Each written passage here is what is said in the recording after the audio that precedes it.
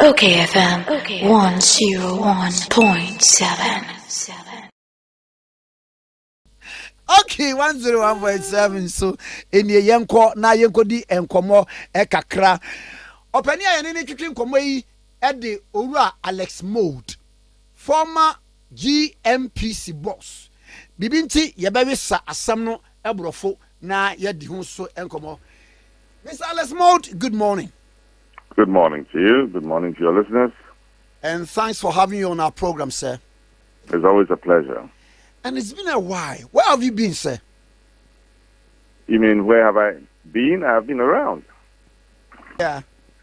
In your cozy place, I think. No.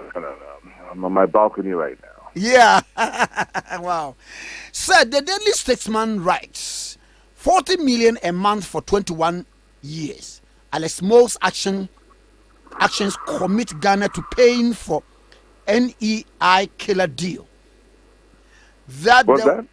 The Daily Statesman writes $40 million a month for 21 years.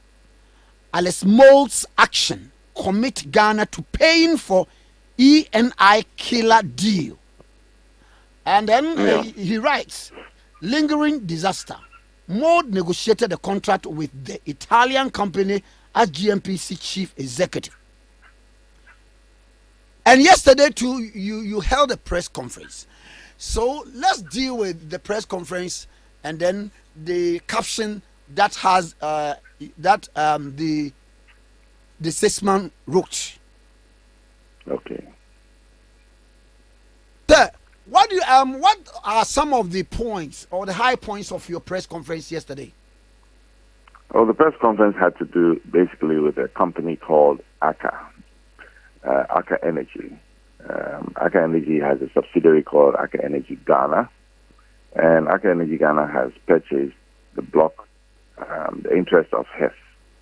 Hess is an American company based in Houston, and Hess signed an agreement with Ghana in 2006. The petroleum agreement has found 7 discoveries, and has was supposed to bring a plan of development before 2016. Because of ITLOS, the dispute between Ghana and Ivory Coast, has decided to delay till after the dispute to bring the plan of development. In 2018, has sold its interest to ACA, and ACA has asked the Petroleum Commission to do some appraisal work to understand the size of the reservoir for the discoveries.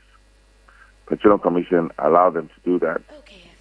But where they drilled one particular place where it was outside the discovery area. And we are saying that it is an exploration well and it's not an appraisal well.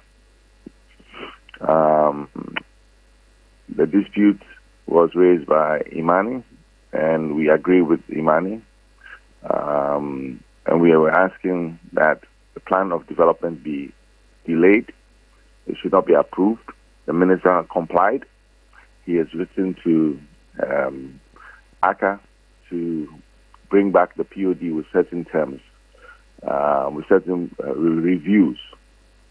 What we wanted to make sure was that GNPC was also supposed to pay for 10% of the block. And GNPC wrote to ACA or Hess, one of them, saying that they did not want to buy the 10% anymore. Our issue there is that it is not GNPC's position to refuse to pay. It is the government of Ghana's position. So if GNPC doesn't have the funds to pay, then the Minister of Finance should have stepped in and paid the 10% so that Ghana could get more of the oil in the future. That did not happen. And then when ACA bought from Hess, there's a law that says that we can negotiate for more shares. It's called a preemptive rights. It's in Law Act 919, and it's clause 18. And we're asking why the government did not, invoke those preemptive rights to get more shares from the bloc. These are simple questions that we are asking, and these are legitimate questions that are being asked, and we're asking the government to do the right thing. Also, in the POD... Sir, and then when you say that you're asking government to do the right thing, what exactly are you trying to imply? We're trying to imply that if we have preemptive rights to increase our shares in the bloc, we should do that. And if government doesn't want to do that, government should explain to the people of Ghana why it is not increasing the shares. We believe that the government is not getting the right advice. The government is not consulting with all the think tanks, with all the people who understand this industry very well. And if the government does that, it will be to the benefit of the people of Ghana. So we are only asking that they do the right thing. Okay.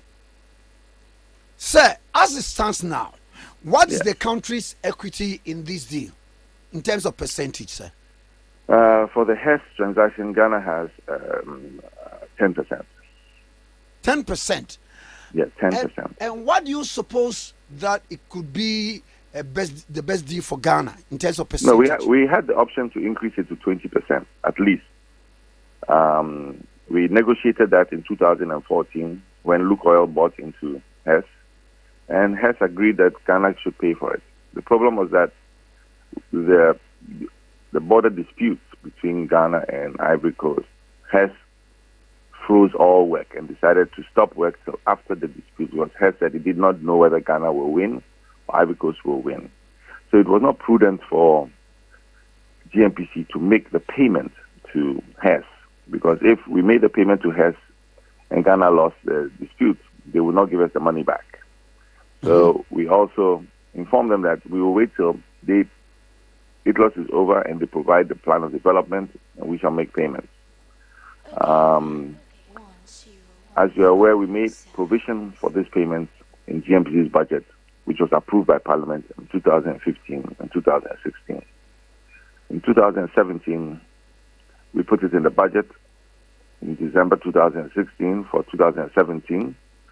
But when the actual budget went to Parliament for approval, for some reason, it was not in the budget anymore. It went to Parliament somewhere mid-2017. And we were wondering why it was not in the budget anymore. Someone will also argue that it has not become operational. So why don't we wait till when they start working, so that we know the amount of barrels or whatever that they get a day before we strike out whether to move percentage increase? No, the issue is we know how much oil there is in the ground. So the statement that you made that we don't know how much you're going to produce is wrong. Okay. We know how much oil is in the ground. How much you produce is based on the science of how you're going to pump the oil out. So your interest in the reservoir is what you're going to get. If they pump 100,000 barrels out or they pump 10,000 barrels out, you will be getting that interest. And the interest we're saying should have been not 10%, but it should be 20%. And GNPC did have the funds. If you look at their balance sheet, the financial statements, you will see that GNPC did have the funds to make those payments. Sir, does it bring it to bear that somebody out there is not doing things right, or somebody out there is benefiting from some kickbacks? Well, I think somebody out there is definitely not doing something right. Whether they're getting kickbacks or not is something that somebody should investigate. But what we are saying is that these are the facts. And the facts are that we have a 10% right that we should have paid for. We also are saying that when ACA bought into HES, the government should have negotiated for more shares after even the 10%. That did not happen. We're also saying that if GNPC did not have the funds to pay for it, as GNPC claims, which is not true, because GNPC did have the funds. They even gave us 100 million or so in 2017 or 2018. So where did that money come from? GNPC did have the funds. But they went to Parliament even for approval for those funds to be spent. So if GNPC did not have the funds, then why was this not raised by the minister to the Minister of Energy, to the Minister of Finance, saying that GNPC cannot pay on behalf of Government of Ghana, so Government of Ghana should pay directly themselves? These are simple questions we're asking for the people of Ghana to understand why our government has decided that 10% of the HES block, which is now the ACA block, is enough instead of the 20%. The other issue that we raised was ACA again have a shareholding in the AGM block, directly or indirectly. And AGM is the company that ACA has bought into, ACA Energy has bought into, and that block, GNPC had negotiated, Government of Ghana and GNPC had negotiated for Ghana to benefit about 49% of the block. 10% was a carried interest, 15% was additional paid in, which GNPC will pay before development, and Exploco, GNPC's subsidiary, had 24%. On the Petroleum Commission's website, it says 24% of the block, but some people are saying it's 24% of the contractor group share. That means it's 18%. So whether it is 49% or 43%, this is the amount that GNPC had in the original petroleum agreement. The minister went to Parliament somewhere last week to ask Parliament to approve an amendment to the petroleum agreement. Now remember, GNPC had already spent $30 million on this particular block when ACA was originally the beneficiary of the old petroleum agreement in 2008. GNPC paid them $30 million because ACA registered a company which was illegal to hold the petroleum agreement in Ghana. It should have been a Ghanaian company, and they brought in a company based out of Ghana.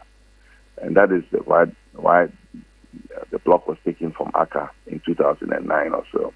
They were compensated for $30 million by GNPC for the work that they had done prior to the petroleum agreement being abrogated. So GNPC has invested $30 million in this block. Now, AGM has not really invested any money in the block, apart from their normal operating expenses in their countries. And now they've come back before they start work to ask government to change the terms of the petroleum agreement. And if you look at what they're asking for a reduction of government share. That they're asking for a reduction of the people of Ghana's share from 49% to 18%. This is what the minister brought to Parliament. Parliament went back and said, no, you have to increase the share from 18% to 25%. Now, look at that. We had 49% of the block. You haven't done any work. And then you'll come to us to ask us to reduce it from 49% to 18%. And Parliament, in their wisdom, have asked you to go to 25%. Why are we reducing our share when we are the only units we are the only people that have invested in the block? The question that you have to ask really is, if we are reducing our share, what are we getting in return, and why are we reducing our share? When somebody says that we don't have the money to pay for the shares, at least if the government doesn't want the shares, the people of Ghana want the shares, and you should be able to give the people of Ghana the option to buy those shares or not. But they've given it back to a foreign company to own more of our oil resources. This field, without doing even a lot of work, from the seismic data, the field covers over 1 billion barrels of oil. Jubilee covers only about 600 million barrels of oil compared to this field.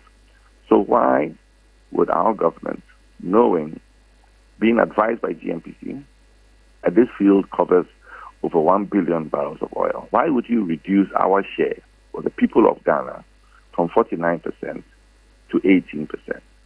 That is the question we are asking. These are thought-provoking questions.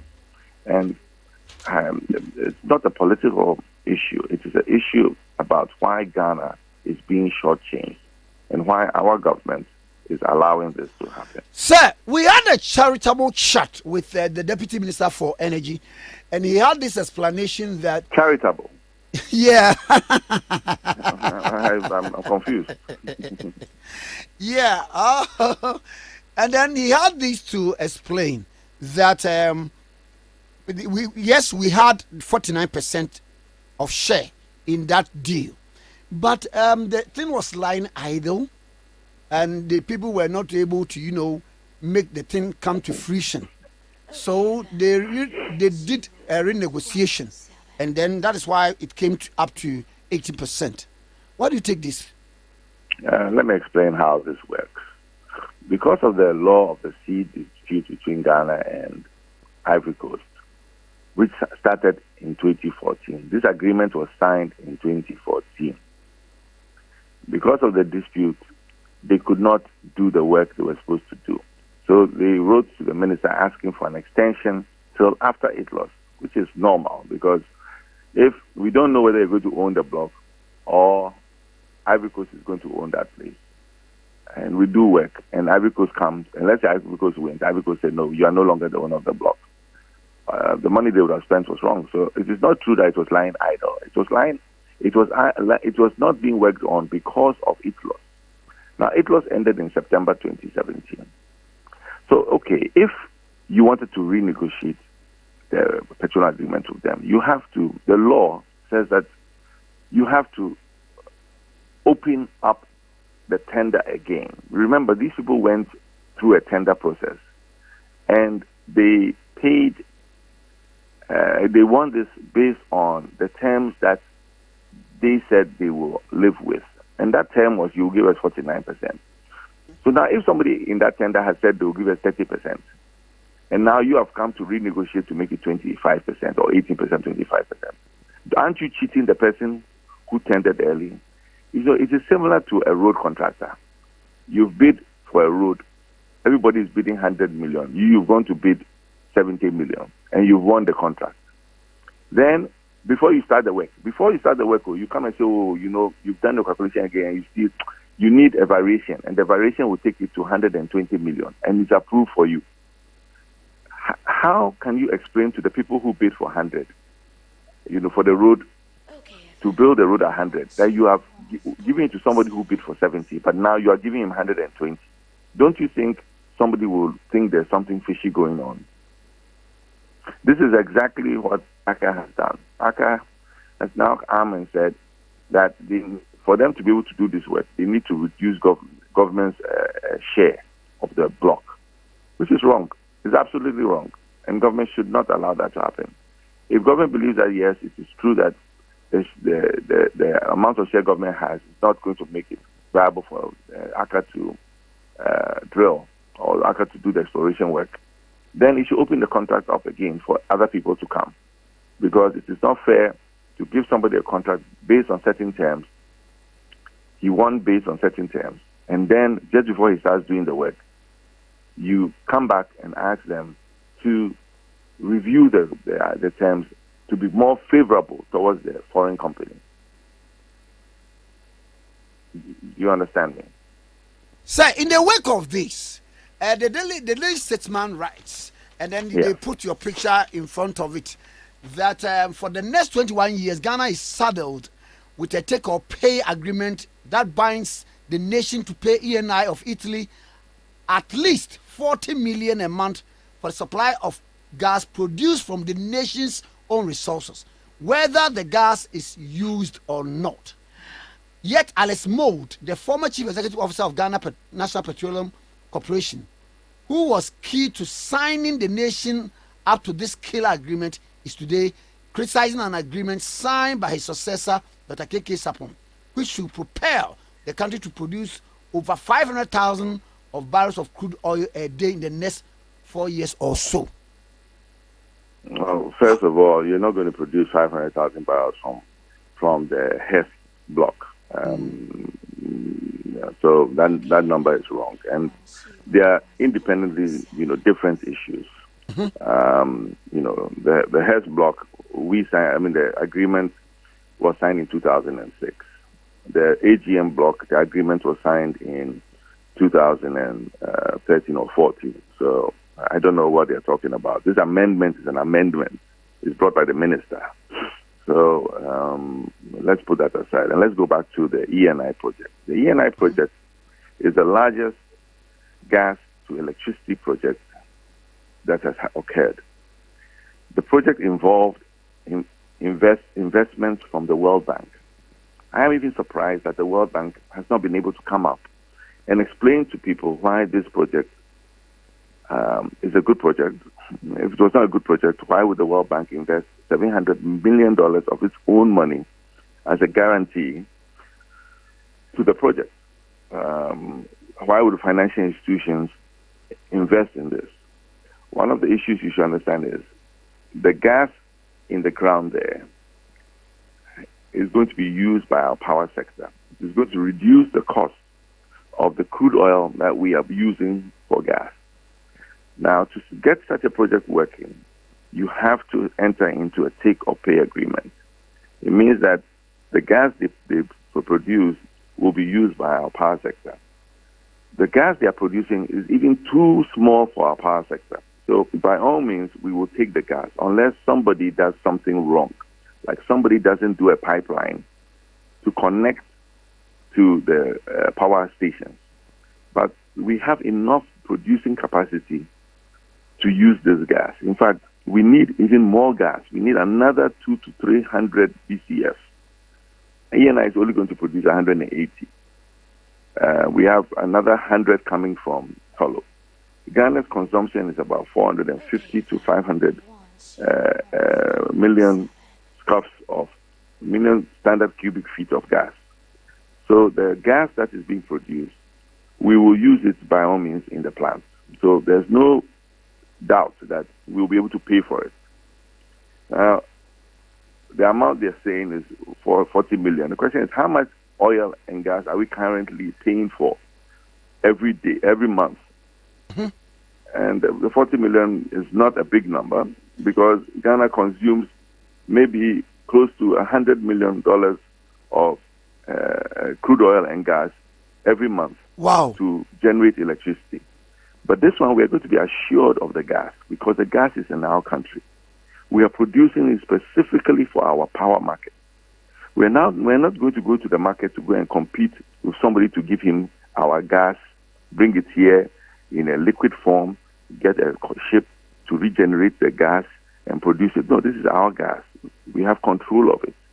So provided that we pay for it, you'll be able to use it. The problem we're having right now is that they should have constructed a pipeline to the power, generation plants. They delayed in doing that. Their delay in doing that is causing us to pay ENI and not taking the gas. It is not that we cannot take the gas. It is that we did not do what we were supposed to do when we handed over to them in 2007 January. If they had spent 120 million and done the connectivity, that would have happened. Yet, they didn't spend 120 million. They delayed in it. I think by June or July this year, Amandi would have finished doing the construction so that the pipeline will be constructed to car power. I'm hoping that they would have done the reverse flow to be able to get the gas pumped to the Tema enclave where all the plants are. If we don't do that, yes, we will be paying 40 million for somebody's error of not being able to execute a simple gas pipeline project, which shouldn't take us more than 18 months to do.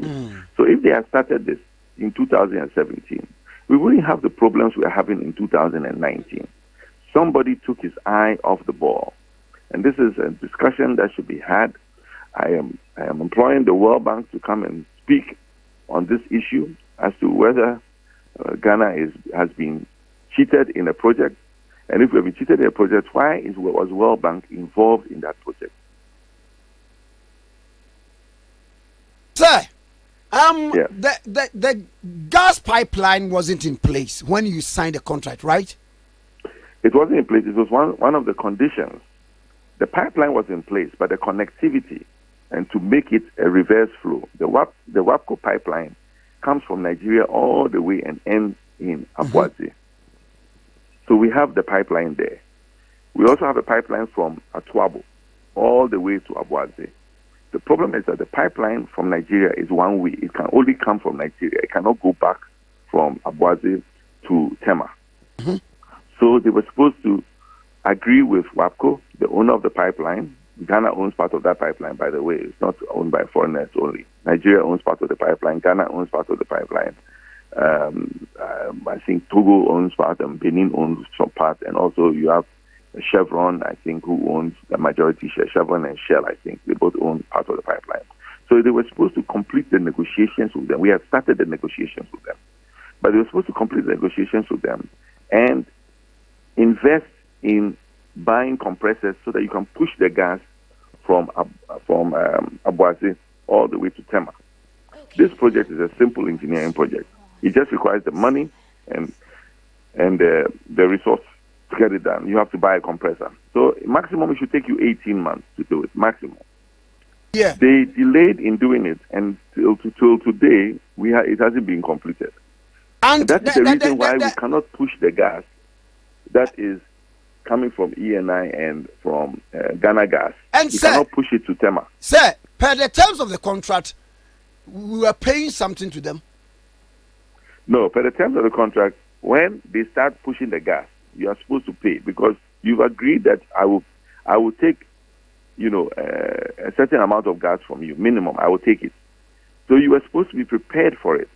We had time to do this. The question is, why did we not execute this pipeline? Why did we not finish it? And we've had from January 2017 to today, this is like about nearly 28 months, 29 months. You could have used 18 months to finish all of this. Question is, why did you delay, knowing that the gas was going to come?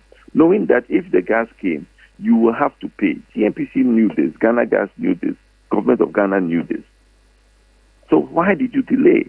You can't say you didn't have money because GNPC had money in his balance sheet. GNPC even gave 100 million to BOSS to pay for some of his arrears. So you were on the verge of completing it when you left power. Yes, we had already started negotiations with what's it called? All we had to do now is to do the engineering and pay for it. So that would take 18 months to do. This was known by the World Bank. This was known by ENI. This was known by the government of Ghana. This was in the handing over notes. Sir, I would like them to say that we did not inform them about this. How can you inherit a project and not understand that the major part of the project, which is the evacuation of the gas, you have to do a small bit and you cannot execute that small bit of it. We've done the whole project, the whole $5 or $7 billion project. Now you're supposed to spend 120 million just to do a connectivity of the pipe so that the gas can flow. And you take 28 months and you still have not done it. Sir, and then the paper also writes that their checks show that many of these foreign companies did not pay tax in Ghana. And ENI's strategy of awarding 73% of its contract to foreign companies operating outside the country actually meant that companies would not pay tax. Well, I think we have to get GRA on that if that's the case. Sure. If the law says they don't have to pay tax, they don't have to pay tax. If the law says they have to pay tax, they have to pay tax. So somebody should do his job. Okay. So we appreciate your time very well. Thank you very much. Anytime you call, I would love to speak with your station because it's our duty to educate the people of Ghana so that they're not misinformed by some journalists who actually know nothing about projects and about the oil industry. Thank you very much. You're welcome, sir. Ora Alex Mode, a former GNPC boss, and I know what you think of K101.7